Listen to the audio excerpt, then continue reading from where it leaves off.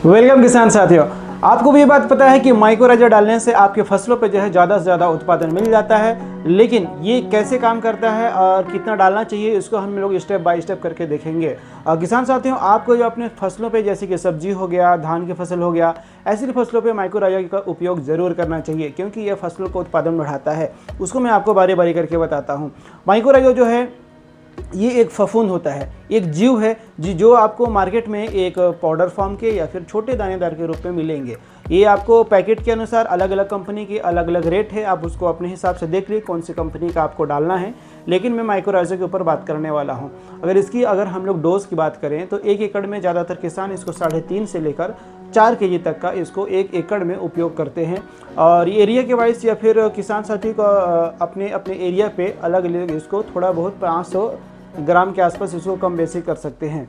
और इसको डालने के जो तरीका का हम लोग अगर बात करें कि कैसे डालते हैं, किसके साथ मिला के डालना चाहिए और किसके साथ नहीं मिलाना चाहिए, तो आपको मैं बता दूं किसान साथियों कि जो डालने का जो तरीका है, किसके साथ आपको डालना है। तो पहली बात, आप जो पहला बार धान पे या फिर सब्जियों पे बेसल डोज अगर डालते हैं तो उसके साथ आप इसको मिला सकते हैं क्योंकि ये पाउडर फॉर्म पे होता है तो उस पर चिपक जाएगा। और उसके अलावा इसको आप वर्मी कंपोस्ट के साथ मिलाकर इसको छिड़क सकते हैं। अगर ये भी ना हो तो आप ज़्यादातर किसान इसको रेत के साथ मिलाकर, जो दानेदार रेत होते हैं जिसको आप मिलाएंगे तो उस पर चिपकेगा और इसको छिड़कावा विधि से पूरे खेत पे आप इसको छिड़काव कर सकते हैं।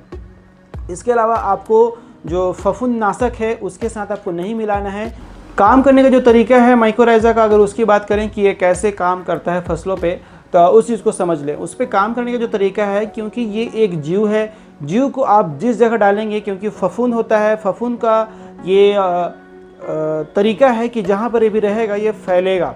तो फफूंद होने के कारण जहाँ पे पड़ेगा वहाँ से काफ़ी ज़्यादा फैलाव होता है, इसलिए हम लोग इसको डालते हैं अपने खेतों पे। तो खेत की जो धान है उस पर मान लीजिए आप बेसल डोज के रूप में खाद को डाले हैं, NPK हम लोग डालते हैं, तो यूरिया अगर डाले हैं तो यूरिया तो 24 से 48 घंटा में पौधा ले लेता है, लेकिन फास्फोरस की अगर बात करें तुरंत अपटेक पौधा नहीं कर पाता है।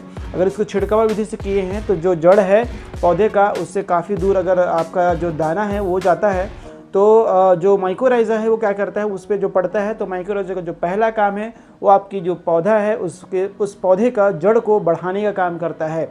पौधा की जड़ भी एक लिमिट तक ही बढ़ेगा, लेकिन जो माइक्रोराइजा है वो अपनी संख्या बढ़ाता है और जहाँ तक जड़ नहीं जाता है वहाँ तक भी जो माइक्रो न्यूट्रेंट हैं, जो खाद हैं, जो पौधे को लेना है, उस खाद को भी जो माइक्रोराइजा है वो उठा कर जड़ तक लाता है और जड़ जो है जड़ उठा के पौधे तक पहुँचाता है। ये आपका दूसरा फ़ायदा होता है माइक्रोराइजा का कि जो आपके पौधा है, जो जड़ है, वो जहाँ तक उसका जड़ नहीं जाता है वहाँ तक कभी ये फसलों को एक खाद को उठाकर फसलों तक लाता है। क्योंकि जड़ का ग्रोथ इसमें बहुत अच्छा बढ़ता है। जीव होने की वजह से ये खुद को बढ़ाती है। माइक्रोराइजा का उपयोग ज़्यादा से ज़्यादा किसान को ज़रूर करना चाहिए, क्योंकि अगर हम लोग छोटे शब्द में इस चीज़ को समझें तो ये खाद के और फसल के बीच में पुल का काम करता है, खाद को ले जाने का। तो किसान साथियों, आपको भी ज़्यादा से ज़्यादा उत्पादन चाहिए अपनी फसलों पे, तो माइक्रोराइजा का प्रयोग जरूर करें, जिसका डोज 3.5 से 4 केजी तक का रखना है आपको।